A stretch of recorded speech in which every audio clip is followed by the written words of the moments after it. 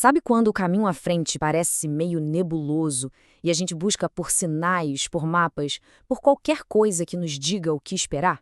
Pois é, por séculos, o tarô foi visto exatamente assim, como uma janela para um futuro que supostamente já estaria escrito. Essa é a pergunta de US$ 1 milhão, né? É a questão que leva tanta gente a procurar um oráculo. O que vai acontecer comigo? É aquela busca por um pingo de certeza num oceano de possibilidades.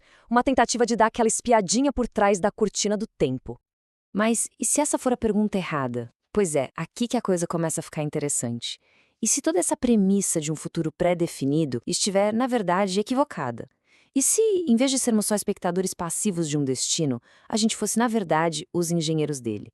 A proposta que a gente vai explorar hoje vira essa lógica de ponta cabeça. Então, a gente entra no primeiro ponto. Além da adivinhação, um novo paradigma. Aqui, a proposta vira completamente o jogo. Em vez de tentar prever o futuro, a ideia é mergulhar fundo para entender o presente. Não é adivinhação, é diagnóstico. É uma forma totalmente diferente de olhar para as nossas próprias circunstâncias. Olha só a mudança de vocabulário que é a chave de tudo. A gente sai da adivinhação e entra no conceito de diagnóstico da alma. A ideia central não é prever o que vem pela frente, mas sim entender as regras, os padrões, a sintaxe oculta, como diz aqui, que está criando a nossa realidade agora, nesse exato momento. É como se de repente a gente ganhasse acesso ao painel de controle da própria vida.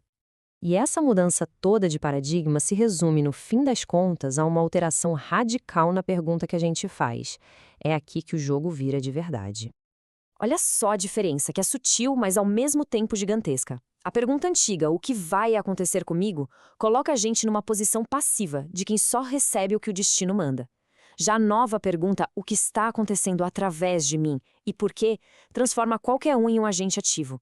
Ela parte do princípio que a realidade se manifesta através da gente e que dá para entender o porquê. É a mudança total de postura, de vítima para arquiteto. Tá, mas por que a palavra quântico? Bom, aqui ela é usada como uma metáfora para três ideias centrais. A primeira é o princípio do observador. A ideia de que o simples ato de investigar um problema com consciência, com intenção, já começa a alterar esse problema. Só de olhar, a gente já muda a coisa. A segunda é o princípio do entrelaçamento, a noção de que alma, energia e ações não são coisas separadas, está tudo interligado, é um único sistema. E por último, o princípio do salto quântico, que é o grande objetivo. É provocar um salto de consciência, uma virada de chave, aquele momento de clareza, o que alguns chamam de gnose, que dá o poder de agir.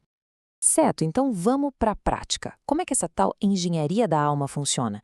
Não é uma coisa aleatória jogada. Existe um método por trás, uma arquitetura bem precisa chamada Protocolo SCI, que é o que organiza toda essa investigação. SCI, que significa Sistema de Correspondência Integrada e Inteligente. E a palavra mais importante aqui é vertical. Pensa assim, em vez de seguir uma linha do tempo horizontal, se preocupando com o que vem depois, esse método propõe um mergulho para baixo, um mergulho vertical, da superfície do problema até a sua causa mais profunda, a sua raiz. E como é esse mergulho? Ele acontece em 3 camadas, como se fosse uma cebola. Na camada mais externa, a gente tem o efeito, que é mapeado com o tarô. É o sintoma visível, o quê da situação. Um nível mais fundo, a astrologia entra para ajudar a entender o agente.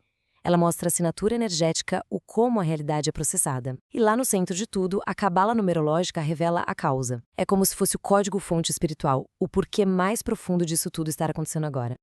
Essa citação resume perfeitamente a filosofia por trás do sistema. O foco é a gnose e o empoderamento. O oráculo reflete o poder, a vontade e a trajetória da alma do consulente. Ou seja, o oráculo aqui não funciona como um vidente, mas como um espelho. Ele simplesmente reflete a energia e a direção que a própria pessoa já colocou em movimento. O objetivo, então, não é criar dependência de uma previsão, e sim gerar autoconhecimento e poder pessoal. Então, chegamos ao ponto crucial, a grande diferença entre predição e gnose ativa.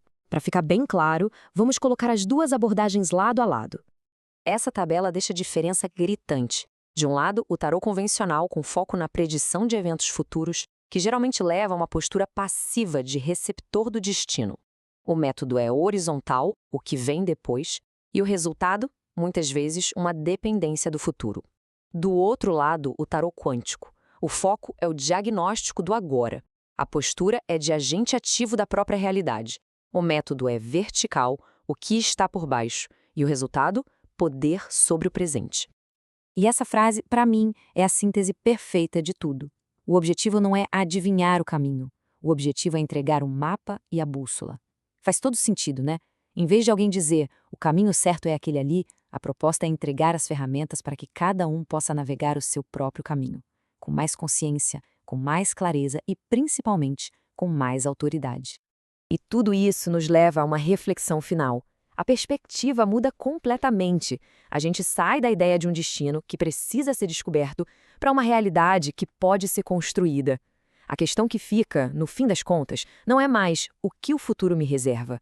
A verdadeira pergunta passa a ser o que acontece quando alguém decide assumir o posto de engenheiro da sua própria realidade.